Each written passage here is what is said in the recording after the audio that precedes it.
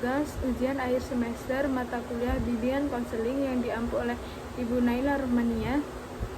Di sini saya akan mempraktekkan tentang sebagai konselor dan klien, yaitu tentang bimbingan dan konseling.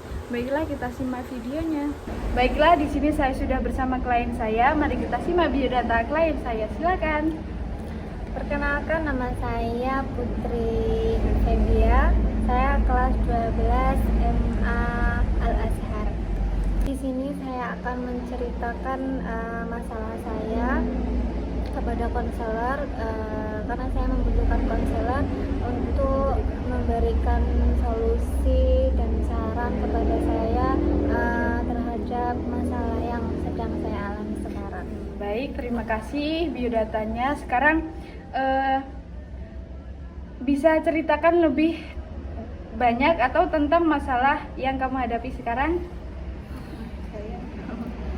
Saya itu memiliki masalah keluarga, terutama terhadap orang tua saya ya, karena mereka itu sering sekali mengkritik pilihan hidup saya dan tidak mendukung keputusan yang saya ambil. Hal ini tuh membuat saya menjadi bingung sekaligus kesal ya, karena saya ini ingin mempertahankan hubungan baik kepada mereka, namun saya merasa tidak dihargai begitu. Jadi saya bingung, Merasa tertekan gitu ya. Iya. Ketika di rumah itu. Sebenarnya ketika di rumah itu peran orang tua adalah peran segalanya bagi kita. Tetapi ketika kita sedang menghadapi masalah yang orang tua kita tidak ada dukungan, itu memanglah sangat sakit, karena di sisi itu kita hanya bisa diam atau menahan rasa yang kita tidak bisa kita ungkapkan. Dari masalah itu, apakah ada seseorang yang kamu percaya tentang perasaanmu? Sejauh ini sih tidak ada ya, karena masalah itu saya menjadi orang yang introvert gitu. Jadi saya tidak berani menceritakan masalah-masalah saya. Jadi semenjak kejadian itu atau semenjak ada masalah ataupun ada keputusan yang ingin kamu ungkapkan, itu membuat kamu merasa introvert atau tidak punya tempat cerita yang membuat kamu meluangkan isi hati kamu gitu ya? Iya, saya lebih baik. tidak percaya diri lagi. Iya. Baiklah, di sini saya sedikit memberi saran terlebih dahulu. Yang awalnya itu, cobalah berbicara dengan anggota keluargamu secara baik-baik. Jadi semua itu harus dibicarakan secara baik-baik agar kamu tidak mempunyai rasa kesungkanan terhadap orang tua. Karena peran orang tua di dalam keluarga itulah sangat utama, sangatlah penting. Jadi jangan menyalahkan orang tua ketika orang tua mempunyai pilihan yang tidak sesuai dengan pilihan kamu. Itu tidak membuat kamu gimana ya, tidak semua pilihan orang tua itu salah, karena tidak mungkin orang tuanya memberikan yang tidak terbaik kepada anaknya. Jadi cobalah kamu bertanya tentang cobalah kamu memberikan mengungkapkan isi hati kamu terhadap orang tua kamu, seperti, Bu, saya itu merasa kayak gini, atau aku tuh selalu kayak gini loh Bu, kayak gini. Jadi kamu itu gimana ya, harus belajar sedikit demi sedikit kepada orang tuamu secara terbuka. Jadi gimana ya, antara anak dan orang tua itu sangatlah erat. Jadi jangan membuat pikiran atau perasaan kamu merasa sendiri ketika di rumah. Dan ketika kamu merasa marah atau kesal, coba tarik napas dalam-dalam atau pergi sejenak untuk menenangkan diri, bisa membantu agar emosi kamu tidak memengaruhi percakapan yang tidak ingin kamu ungkapkan kepada orang tua kamu. Iya, memang benar, ketika kita marah atau ketika kita lagi kesal, itu solusinya hanya diam. Tetapi kalau kita diam saja, tidak akan menyelesaikan semua masalah.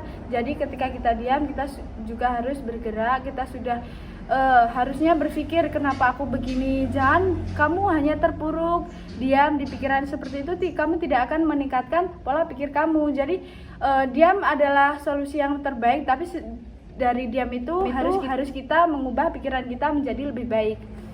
Kemudian cobalah melihat dari masalah sudut itu. Apakah dari pandangan mereka itu kenapa kamu bisa seperti ini yang membuatmu seperti ini itu apa. Jadi orang tua itu sebenarnya orang tua itu tahu atas apa yang kita rasakan, atau ketika orang tua mengasih dukungan atau pemilihan yang tidak sama kepada kita, itu sebenarnya orang tua juga berpikir yang apakah anak aku menerima pemilihan aku, ataukah anakku menerima dukungan dari aku yang seperti ini gitu. Jadi sebagai orang tua itu juga tidak bisa menyalahkan pilihannya. Jadi kita sebagai anak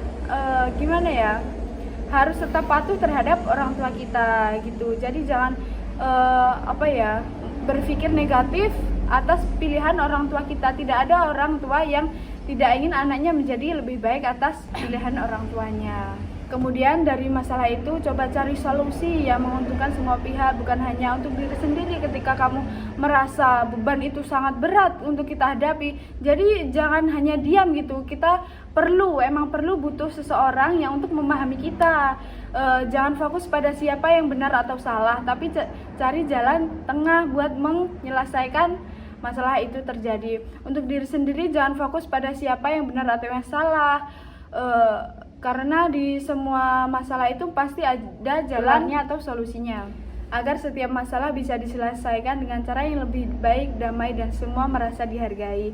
Jadi ketika kamu menghadapi masalah yang seperti ini, kamu itu memang butuh tempat nyaman, butuh sandaran, butuh orang yang memahami kamu. Tetapi kamu harus sadar juga ketika masalah itu terjadi, kamu tidak boleh berpikir yang negatif atas pilihan orang tua kamu. Jadi ketika kita berpikir positif itu sangat mempengaruhi isi pikiran kita. Jadi tidak semuanya pilihan orang tua itu nggak sesuai bersama ekspektasi kita gitu. Jadi lebih baiknya seorang anak itu menerima dengan lapang dada gitu. Nah, coba ketika kamu tidak bisa menerima keputusan orang tua kamu bisa bicarakan baik-baik. Kenapa Bu kok saya kayak gini? Kenapa saya dikasih pilihan kayak gini? Kamu itu berhak untuk menyampaikan apa isi hati kamu, jangan hanya diam. Ketika mempunyai masalah seperti itu, kamu harus mengetahui sudut mana yang menjadi masalah itu terjadi. Jangan hanya diam, tidak ada pergerakan, oke?